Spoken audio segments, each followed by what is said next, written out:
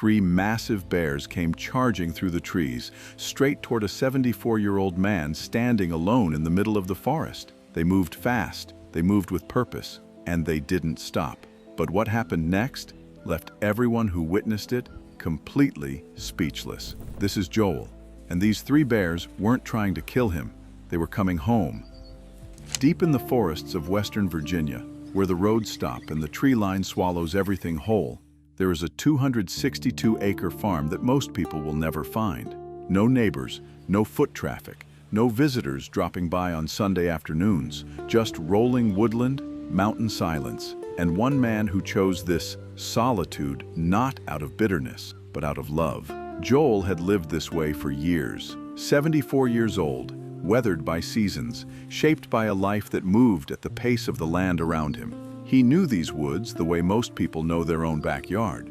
Every trail, every ridge, every hollow where the deer like to bed down at dusk. But in 2009, the forest gave him something he never expected. He was walking his land one ordinary morning when he heard it.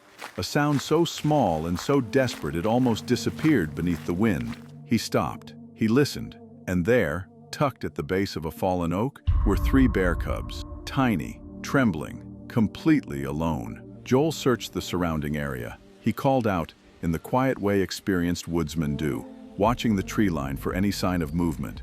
Nothing. He waited. Still nothing.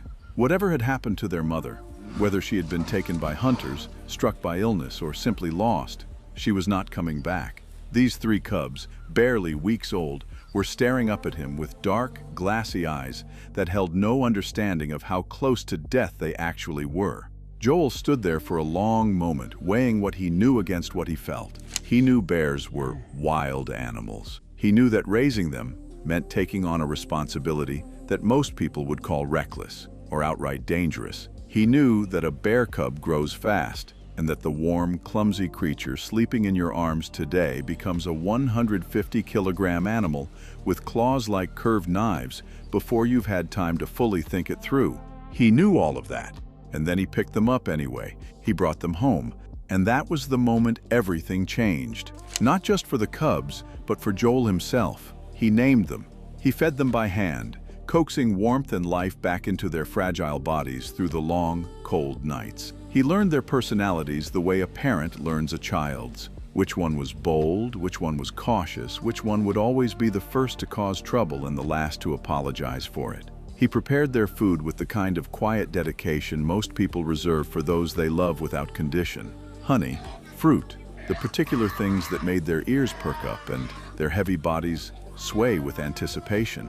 Every morning, Joel would walk out onto his land, and they would follow. Three bears moving through the trees behind an old man like shadows made of fur and muscle. He watched them discover the forest, as if for the first time. Despite being raised in the presence of a human, something ancient and irreducible lived inside them. The moment they entered the woods, it switched on like a light. They climbed, they foraged, they pressed their noses into the earth and read stories written in scent that Joel could never begin to translate. They chased each other through the underbrush. They figured out how to pull fruit from branches with a precision that seemed to arrive not from learning, but from memory, something encoded in them long before Joel ever found them. They were wild, completely and beautifully wild, and Joel never once tried to change that. When it was time to head home, he'd stop on the trail, cup his hands around his mouth, and call out across the trees, "It's time to go home!" And they came. Every single time, they came. Three enormous bears crashing back through the brush, falling into step behind the old man as he walked them down the trail toward the farmhouse as evening settled over the mountain. Watching it, you had to ask yourself, what exactly is the word for what exists between a man and an animal that size, who chooses freely and without hesitation to come when he calls? But the forest that gave Joel his family also put it at risk, every single year like clockwork. When hunting season arrived, the danger was real and immediate. These bears had spent their lives alongside a human. They had never learned the particular fear that keeps wild bears alive during those weeks when the woods fill with hunters and the sound of rifles carries across the ridgelines for miles away. A bear that walks toward a human rather than away from one does not last long in hunting season. Joel knew this, and so every year when the season turned, he He made a quiet, painful decision. He built the cages himself, small, sturdy metal enclosures that could keep 3 full-grown bears secure until the danger had passed. He hated doing it. These animals, who had known nothing but open sky and open forest, suddenly confined to a space they could barely turn around in. It went against everything the relationship between them was built on. And yet, the bears let him do it. That, right there, is the moment that changes the story completely. These were not small animals. They were not domesticated dogs. They were apex predators with the raw physical power to tear through that metal if they chose to, and the strength to hurt Joel long before he could do anything about it. But they didn't. They walked into those cages calmly. They settled. They waited. There was no rage, no panic, no sense of betrayal radiating off of them. They trusted him, not blindly, not because they had been trained into submission, but because 7 years of consistent, unconditional care had built something between Joel and these bears that functioned, remarkably, like faith. They didn't understand hunting season. They didn't understand rifles or property lines or the particular human impulse to pursue and take. But they understood Joel.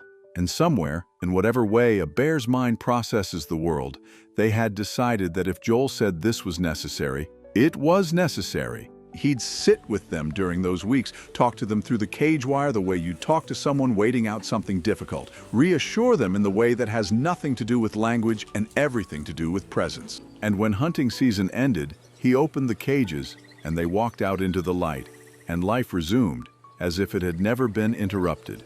Over the years, Joel raised nearly 10 bears this way. He knew each time that the goal was never permanent ownership.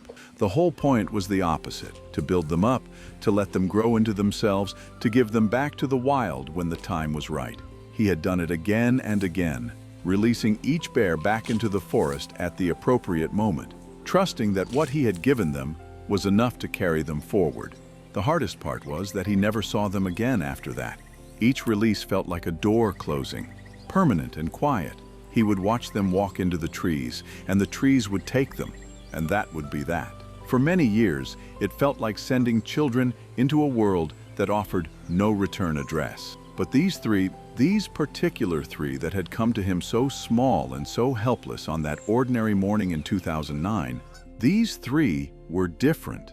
They had stayed longer, grown deeper into the fabric of Joel's daily life. And they kept coming back to the edge of the trees, kept turning back toward the farmhouse, kept finding their way home to the man who had first picked them up off a cold forest floor and decided, without a single rational reason in the world, that they were worth saving. There are people who would look at Joel's life and see loneliness, a man alone on 262 acres with no family, no visitors, no conventional markers of a full life. But watch him walk through those trees with 3 enormous bears moving quietly behind him, their heavy steps matching his slower ones, the light breaking through the canopy above all 4 of them. And you see something else entirely. You see a man who found his family in the most unexpected place imaginable. You see 3 animals who, against every instinct and every law of the wild, chose love over fear, trust over survival, and home over the open forest. Joel never had children, but he has never, for a single day in the past 7 years, been alone. And somewhere out there, in 262 acres of Western Virginia woodland, an old man steps out onto his porch in the early morning quiet, cups his hands, and calls out across the trees, and the trees answer.